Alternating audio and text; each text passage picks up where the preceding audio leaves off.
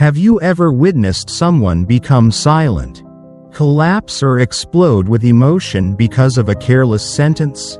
Have you ever felt yourself falling into that state, where every action, word, even decision in life, seems to be no longer in your hands?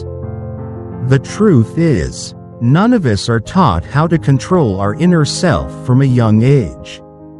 We learn how to talk, how to behave, how to be successful, but few people tell us that, how we silently face the pain, how we handle conflicting emotions, and how we move on after being hurt, is what determines our entire life.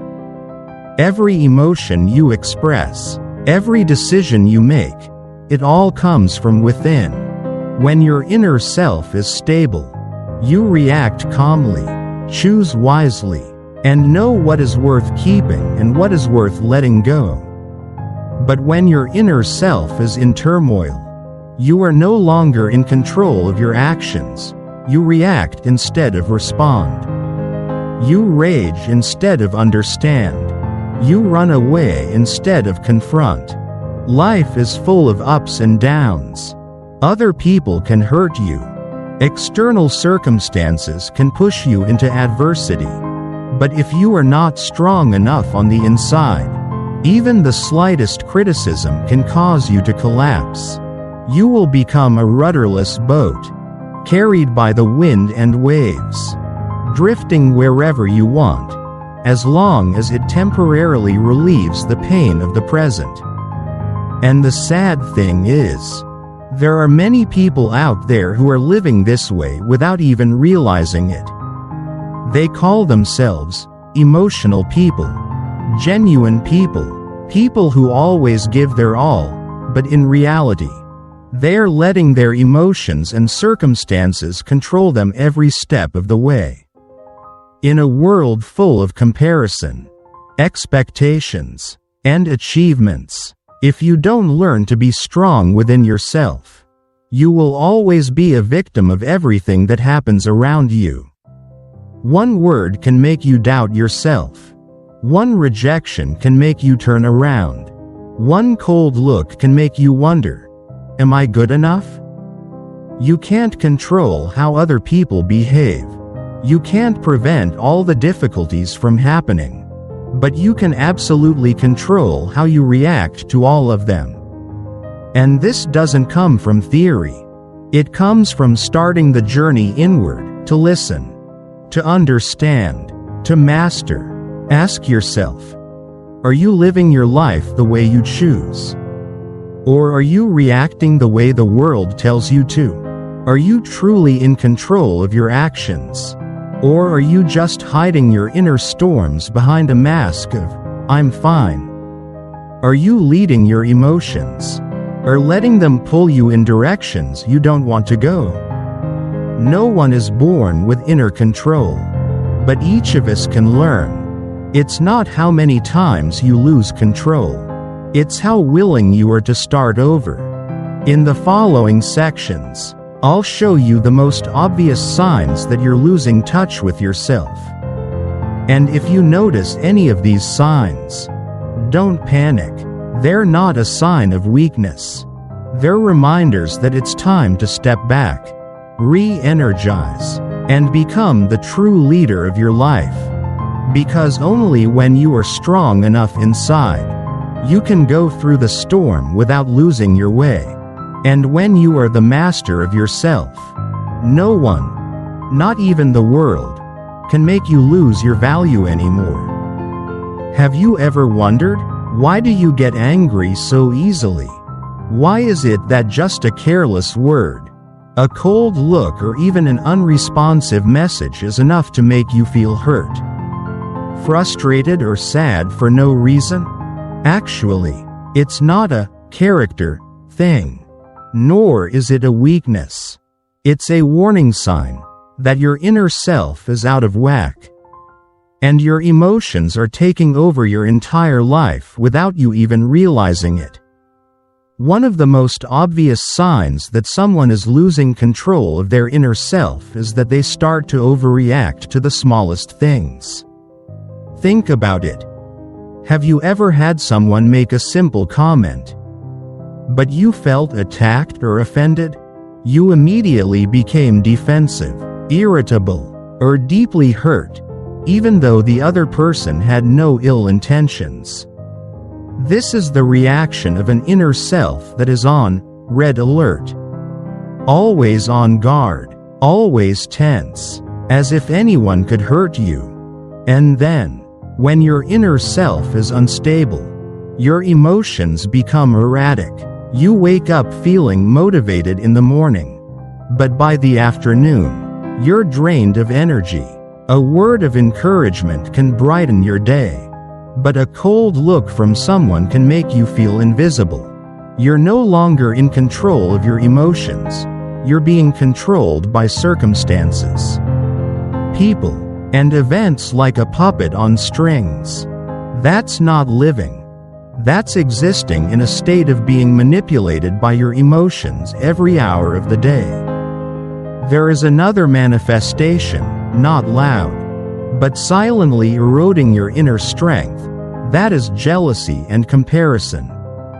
When you see someone successful, instead of being inspired, you feel inferior.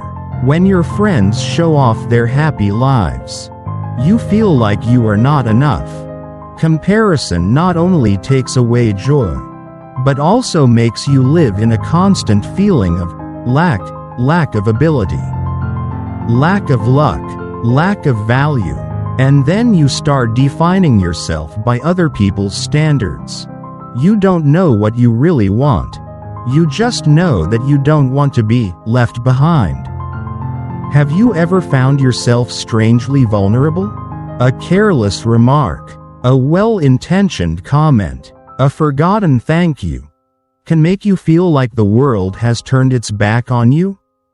People who can't control their emotions tend to magnify their emotions in their heads. A small hurt can feel like a fatal blow. They can't tell the difference between a temporary feeling and the truth. And as a result, they give control of their emotions to others, instead of keeping them in their own hands. I once met a successful, strong, business-minded woman, but when her husband forgot her anniversary, she was devastated for weeks. Not because the incident was so serious, but because inside her was a child who had been abandoned, who had not been listened to, and the pain of that day had never healed. What you feel today sometimes is the echo of old wounds that have never been named. Ask yourself, are you living in a state of oversensitivity? Are your moods easily changed by the smallest things? Do you often feel inadequate, unloved, unacknowledged, even when others have no intention of hurting you? If the answer is yes, it doesn't mean you're bad. It just means it's time to go inward, to look directly at the emotions you've been avoiding, to learn to recognize them, not to run away from them or suppress them, but to understand and transform them. Because emotions are not at fault. Jealousy is not at fault. Sadness is not at fault. But when you don't learn how to control your emotions, they will lead you in a direction you don't want to go. Trust me, you can learn to master your inner self. Not to be insensitive, but to live consciously, to stop reacting impulsively, stop making meaningless comparisons, stop depending on external validation to feel worthy. Mastering your emotions is the first step to mastering your life. And you deserve it, starting today. Have you ever planned a goal very carefully, only to give up a few days later? Ever promised yourself to start a new lifestyle, a new habit, a new journey, but just when you feel not so good that day, you procrastinate and stop? If you've ever felt that way, you're not alone. But it's not simply laziness or lack of determination. It's a sign of an unstable inner self, one that's letting emotions dictate behavior, rather than acting on the basis of reason and core values. When you let your emotions guide you, your commitment becomes fragile. You act when you're inspired, and stop when life gets tough. When you're tired, or when you're no longer inspired. But ironically, it's on those uninspired days that you need to act the most. Because progress doesn't come from inspiration. It comes from consistency. Many people fall into the trap of need for external inspiration. They only start when they see someone else doing it. They wait for a compliment, a recognition, a mental pat on the back from someone to feel worthy of starting. But then when the attention is gone, when no one is encouraging them anymore, they lose their way. This makes their behavior dependent on external circumstances. And you know what happens? They never maintain anything long enough to get real results. I once talked to a young person who said, "I try very hard, but no one sees it. No one supports me, so I feel discouraged." I get it. It's true that you feel lonely on your journey. But if you need someone else to get started, then you're living by someone else's decision, not your own. Another dangerous symptom of an unstable mind is the habit of complaining and blaming. When things go wrong, they immediately look for external causes: the boss, the weather, the circumstances, unsupportive parents. They live in a reactionary mode, always pointing outward instead of looking inward. But the truth is, when you don't take responsibility for yourself, you give up control of your life. You can't fix what you refuse to acknowledge. And a person who always blames will always be stuck where they are. Finally, a very common and alarming symptom is a lack of consistency in action. One day you're excited about your personal development plan, but just a few days later you're back to your old habits, staying up late, scrolling through your phone, procrastinating. This lack of consistency not only makes you lose confidence in yourself, but also makes you lose motivation to live, because you find yourself constantly failing to keep your own promises. I know, we all do. No one stays strong forever. But what makes the difference is not how many times you fall, but whether you can see those behaviors as the result, not the cause, of an inner need for adjustment. You can start over by doing the little things you've been putting off, by giving yourself credit for your efforts, instead of waiting for someone else to give you credit, by taking action even when no one is cheering you on, because you know that what's worth doing doesn't need permission. Being strong doesn't mean never wavering. It means when you waver, you still choose to act.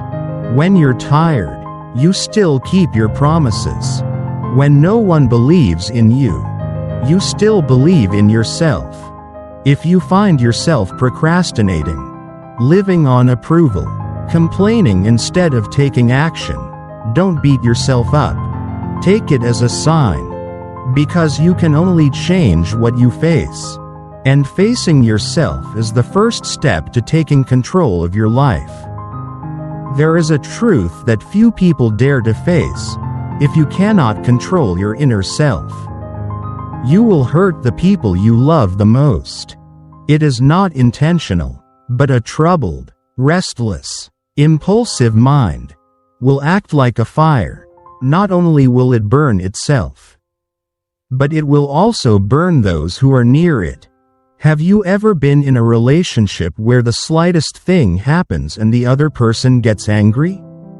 They don't differentiate between their inner feelings and their outer behavior. Whatever hurts them, they take it out on you. The slightest criticism is enough to make them scream, slam the door, or fall into cold silence as punishment. And gradually, you start to fear telling the truth. You shrink. You avoid it. The relationship becomes an underground battlefield, where every time you get close to each other, you are on guard. This is not love. This is the result of an unhealed heart. When a person can't control themselves, they will try to control others. They control their friends, relatives, lovers. As a way to hide their lack of control, they set up a series of unwritten rules, requiring you to be like this, behave like that, respond to messages on time, talk properly, not be intimate with anyone. And if you don't follow them, they get angry, not because you're wrong, but because deep down they are afraid of being abandoned, afraid of being hurt, afraid of losing the position they hold. Such people often think they are strong, but in fact, they are building a fortress of control to hide their inner turmoil. They are afraid of losing others, so they hold on. They are afraid of failure, so they impose. They cannot control themselves, so they control everything around them. And you know what happens? They suffocate the people who love them most. They kill love with control. They isolate themselves without even knowing it. Another deep manifestation of inner turmoil is the inability to forgive. When someone does them wrong, no matter how small, they hold it in their hearts like a wound that never heals. They bring up the same mistake in every argument. They hold on to anger as a way to protect themselves, but in reality, that anger is eating them away from the inside. Forgiveness is not consent. Forgiveness is a gift you give to yourself, to be free, to move on, to move forward without carrying unnecessary burdens. If you are carrying resentment in your heart from years ago, stop, look at it, and ask, do I need to hold on to this to have peace? Sometimes, letting go is the bravest act. And finally, a silent but devastating manifestation: lack of trust in the relationship. When you have no inner support, you try to find support in others. You need the other person to be there all the time. You need them to prove their love every day. You reread old messages, fear losing them, get jealous for no reason, question them for no reason. You don't love, you depend. And the relationship is no longer a connection, it's a chain. If you ever find yourself doing this, don't blame yourself, but don't ignore it either. You're building a cage, and you're both trapped inside. Remember, inner strength is the foundation of every healthy relationship. You don't need to control anyone when you control yourself. You don't need to hold on to anyone when you are at peace within yourself. And you don't need to prove anything when you know you are enough. True happiness doesn't come from holding on to people, but from being someone people want to be around, because you don't tire them out. Have you ever faced a simple choice and felt confused about which was the right one? You asked one person after another for their opinion, hoping someone would help you decide, because deep down, you didn't really believe in your own ability to make the choice? The truth is, if you don't have a strong inner core, you'll be vulnerable at every turn. You'll always need someone to tell you whether you're right or wrong.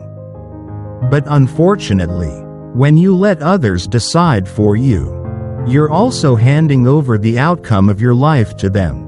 I once knew a friend who was very talented, capable, and passionate, but every time she had a new opportunity, she would return to the question, am I good enough? What if I do it wrong? Has anyone ever succeeded in a similar situation? Gradually, she had no choice, because everything was risky. Every path had the potential to fail. And she stood still. Self-doubt was no longer a passing emotion. It became a way of life. One of the things that is easily seen in people who do not have control over their inner self is extreme thinking. They see life in terms of black or white, success or failure, love or hate. If they make a mistake, they believe that they are nothing. If someone disagrees with them, they believe that they hate me. And so they live in a state of defense. Any feedback is distorted into an attack. The slightest criticism is interpreted as a total rejection of their self-worth. The most dangerous thing about extreme thinking is not that you are judged by others. It is that you become your own harshest judge. You don't allow yourself to be wrong. You don't allow yourself to try and fail.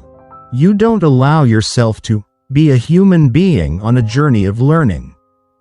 And when you don't give yourself the opportunity to learn, you also deny yourself the opportunity to grow. Your inner turmoil also pulls you into a constant state of anxiety. You start imagining all sorts of bad scenarios: job loss, failure, abandonment, hurt, betrayal. Even though these things haven't happened yet, your mind is already living as if they are about to happen. You don't live in the present, you live in fear of futures that have not yet come. And it gets so exhausting that you can't enjoy anything anymore. A delicious meal doesn't taste good. A compliment doesn't have any value. Because you're always thinking, what if something bad happens next? Another subtle but persistent symptom is a feeling of emptiness. You may have a house full of things, a job, and people around you, but still feel like something is missing. You don't know what it is, but you feel it every morning when you wake up, every night when you go to bed. You feel like you're not really living, just following a series of obligations without knowing for whom or for what. That feeling doesn't come from the outside. It comes from within, from not really understanding what you want, what you need, and what makes you feel meaningful. That void can't be filled by anyone but you. And you know the magic thing? The moment you dare to look directly at those limiting thoughts, you begin to unbind yourself. When you stop asking, "Can I do it?" and start taking action, you begin to rebuild your faith. When you learn to see the world in shades of gray, instead of black and white, you open yourself up to more possibilities. When you stop anticipating the worst, you begin to live fully in the present. And when you stop looking for something to fill the void, and start turning within, you truly reach peace. You don't have to know it all. You just have to be brave enough to look back. Mindset is not destiny. It is a habit, and habits can be changed. Have you ever felt like you are so busy, always on the go, doing everything, but deep down inside you feel empty? Have you ever asked yourself, why do I keep running without knowing where I am running to? It's not just tiredness. It's a sign that you're slowly losing touch with yourself, little by little, day by day. One of the most obvious signs of inner turmoil is that you no longer spend quality time with yourself. You are busy not because you have too much work, but because you are afraid of silence, afraid of moments alone, afraid of facing the voice in your head, the one you have deliberately ignored for too long. And so you fill your schedule, drowning yourself in responsibilities, in relationships, in must-dos, but there is no room for you. You are living with yourself, but not really living for yourself. Then, you get so caught up in other people's lives that you forget your own boundaries. You don't know how to say no. You give in to every request, accept every favor, sacrifice your time, energy, and emotions, just to make others feel comfortable. But do you know what's really happening? You are not respected, because you yourself have never set boundaries to let others know you are worthy of that respect. This doesn't come from kindness. It comes from fear. Fear of rejection. Fear of being left behind. Fear of not being liked anymore. And deep down, a lack of self-worth. I once heard someone say, "I don't live for myself. I live so that no one will be sad because of me." Sounds nice, but it's a surefire recipe for burnout and loss of self. Because living just to please others, you have left your whole life in the hands of other people's emotions. You no longer make decisions because of what you believe is right, but because you fear judgment. You no longer wear what you like, go where you want, do what you are passionate about.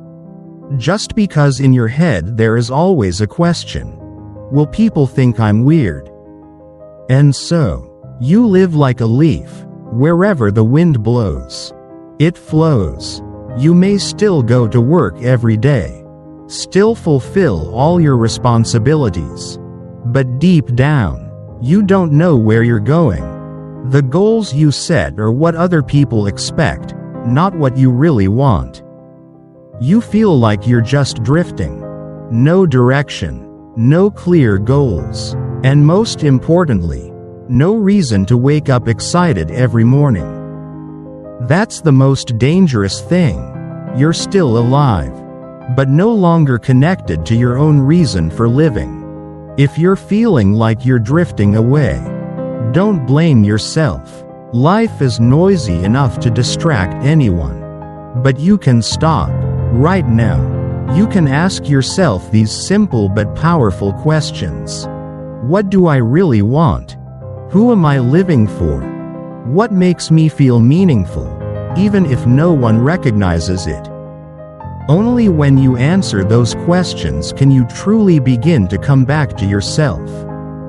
You were not born to be a copy of anyone. You are not responsible for pleasing everyone. The only thing you need to do is to be true to your values, and bravely walk the path that your heart believes in. Even if others do not understand. Because, only when you reconnect with your inner self, will you truly find a clear direction for your life. And when you find it, no one can lead you astray again. Everything you just heard in this video might shock you. You may have noticed some of the symptoms in yourself. Maybe it's procrastination, irrational anger, blind jealousy, or feeling lost for no reason. And you may be wondering, have I lost my inner control? I want you to understand this. Those symptoms are not mistakes. They do not define who you are.